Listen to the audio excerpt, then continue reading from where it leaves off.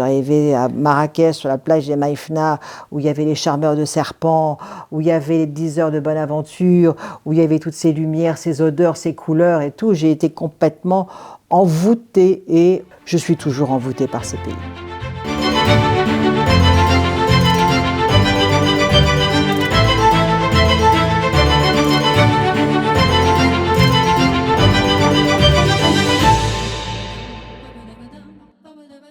Le début de cette aventure commence déjà dans ma plus tendre enfance. J'habitais Reims, qui est une ville un peu austère et pas très, très joyeuse, à part le champagne. Et en fait, j'avais une grand-mère qui habitait Marrakech et qui m'a fait rêver dès mes premières années par l'Orient, le ciel bleu, la lumière, les palmiers. Et donc, dès ma plus tendre enfance, j'étais attirée par l'Orient. Je venais voir ma grand-mère d'ailleurs régulièrement à Marrakech. Elle s'était mariée en 1950. C'était Majorelle d'ailleurs qui était le témoin de son mariage. Et donc j'ai été bercée par Marrakech et je rêvais de Marrakech, je rêvais de la lumière. Donc très, très, très vite, à l'âge de 19-20 ans, je n'avais qu'une envie, c'était de partir en voiture et partir en Inde, au Pakistan, en Irak, voyager.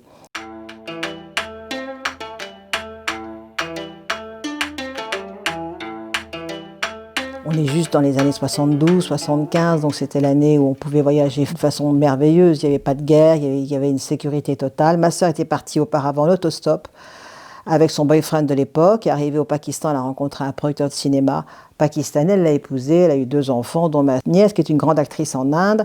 Donc j'ai toujours rêvé de ces pays, je les aime profondément et j'y vais régulièrement. Ça veut dire tous les ans je vais en Inde. Je suis partie quand même en voiture, en 4L, retrouver ma sœur. Je suis restée 1 an là-bas et j'ai été fascinée par ces camions, les camions pakistanais, le truck art. On ne connaît pas tellement cet art des camions au Pakistan, mais ce sont des véritables œuvres d'art.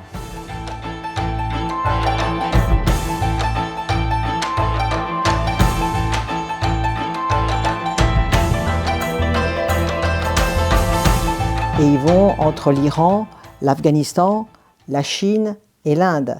Et comme il n'y a pas de train, eh bien tout se fait par camion. Et ces propriétaires de camions mettent beaucoup d'argent pour faire en sorte que le camion soit le plus beau, c'est-à-dire qu'il est customisé avec des pompons, des bijoux, de la peinture, du bois.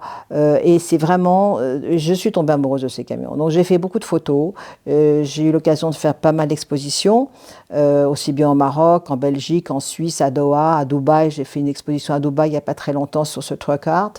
Et je crois que je suis une des premières européennes à avoir fait ça, parce que ce n'est pas des pays très faciles. Tous ces camions ont une particularité, ça veut dire que chacun a des messages, soit des messages d'amour, soit des messages poétiques, soit des répliques de films, parce qu'ils adorent aller au cinéma. Ça véhicule beaucoup de choses, ces camions. Il n'y a pas que la marchandise, il y a aussi l'esprit du propriétaire que l'on peut voir sur le camion.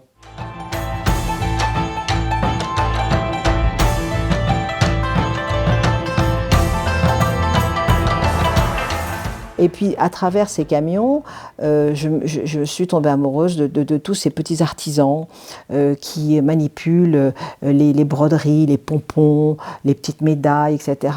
Et à fur et à mesure, à leur contact, je me suis de plus en plus intéressée à ce qu'ils faisaient et je suis de plus en plus allée me noyer dans les bazars, à regarder, à chiner.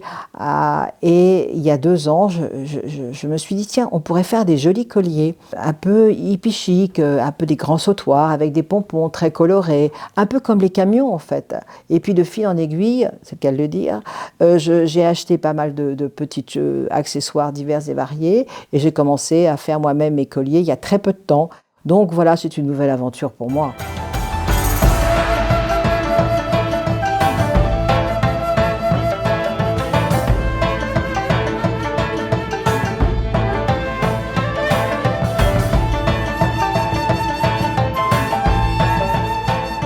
Je me rends compte que dans ces camions, donc dans ce truck art, il n'y a pas un camion qui ressemble à un autre. Ils ont chacun leur propre personnalité.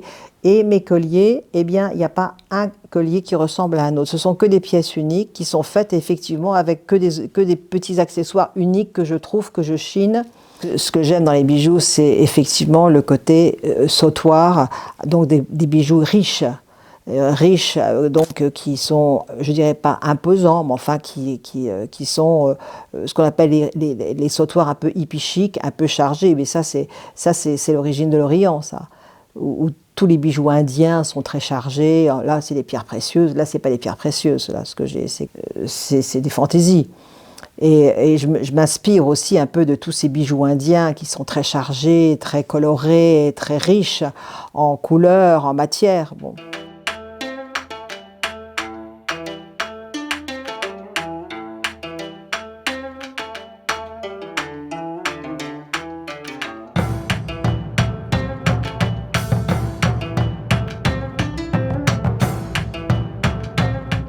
C'est de la joie, c'est très joyeux, c'est très coloré, il y a des bling-bling, il y a des pièces dorées, il y a des pompons, c'est très joyeux et j'aime tout ce qui est joyeux. D'ailleurs, je suis toujours, bon là je suis habillée en blanc, mais normalement je suis toujours très colorée.